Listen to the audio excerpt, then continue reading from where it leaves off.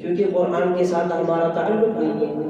قرآن صرف برکت کے لیے گھروں کے اندر رکھا ہوا ہے، مہینے گزرتے ہیں، سال گزرتے ہیں کہ ہم اس کو ہاتھ نہیں لگاتے۔ یہی وجہ ہے کہ اللہ تعالیٰ نے ہماری زندگیوں کو تنگ کر دیا ہے۔ اللہ فرماتے ہیں نا وَمَنْ أَعْرَضَ عَنْ ذِكْرِي فَإِنَّ لَهُ مَعِيشَةً ضَنْكًا وَنَحْشُرُهُ يَوْمَ الْقِيَامَةِ أَعْمَى، کہ جو لوگ میرے قرآن سے اعراض کریں اس کو چھوڑ دیں، میں ان کی زندگیوں کو تنگ کر دوں گا۔ اللهم صل على سيدنا محمد وعلى آل سيدنا وبارك وسلم عليه۔ میرے واجب الاحترام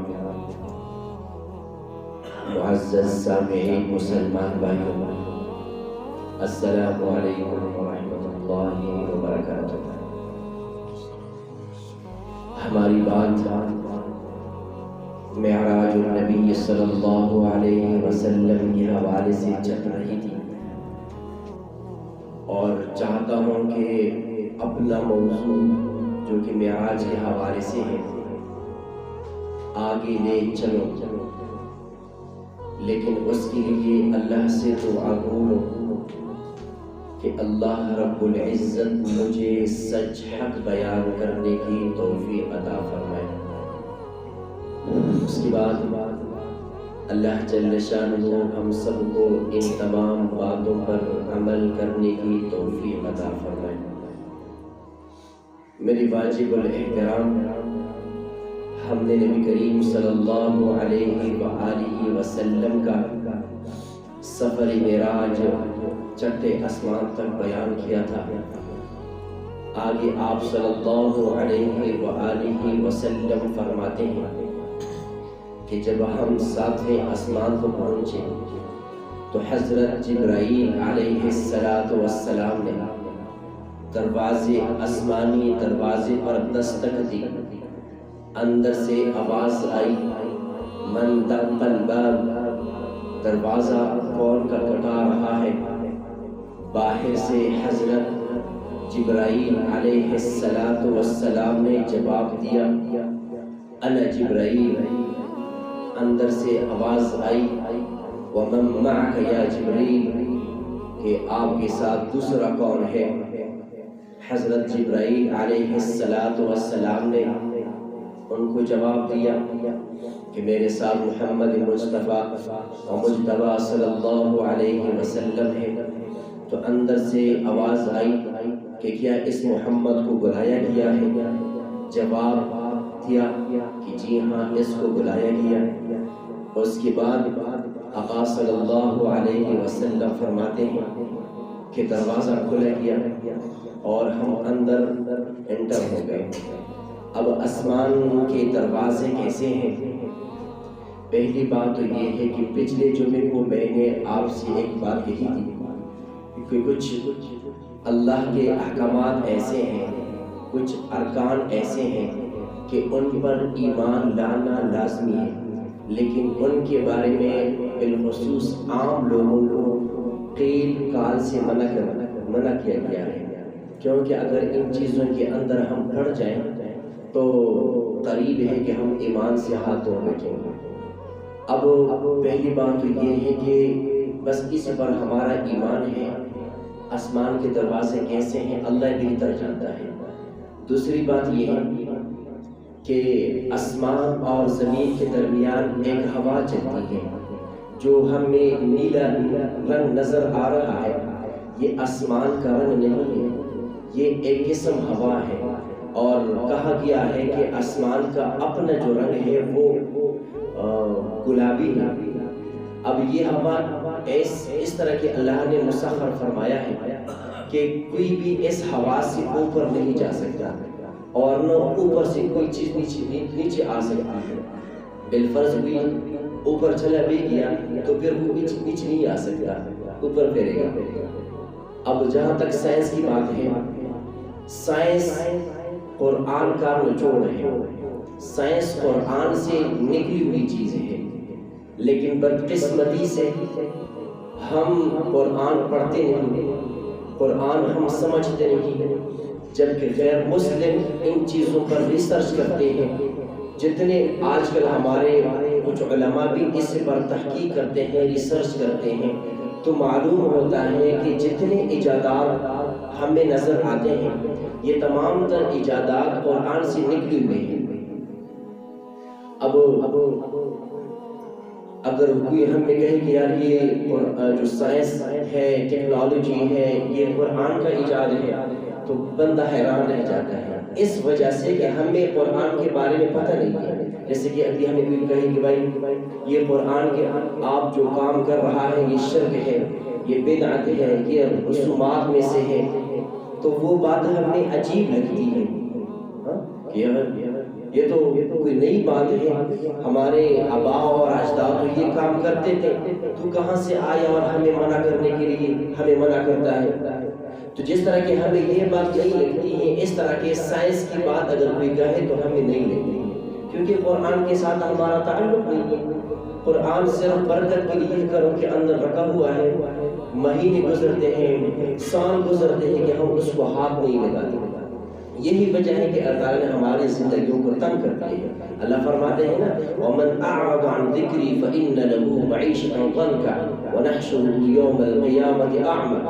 جو لوگ میرے ذکر سے اعراض کریں، یہاں ذکر سے کچھ علماء نے قرآن مراد دیا ہے کہ جو لوگ میرے قرآن سے اعراض کریں اس کو چھوڑ دیں، میں ان کی زندگیوں کو تنگ کر دوں گا۔ آج دیکھیں جہاں پر بھی دیکھیں جہاں پر بھی ظلم ہو رہا ہے مسلمان کے ساتھ ہو رہا ہے۔ اب اس کی وجہ یہ نہیں ہے کہ اللہ رب العزت نعوذ باللہ مسلمانوں کے ساتھ ظلم کر رہا ہے، بلکہ اس کی وجہ یہ ہے کہ اللہ رب العزت مسلمانوں کو تنبیہ کرتے ہیں کہ بھائی آپ کہاں جا رہے ہو۔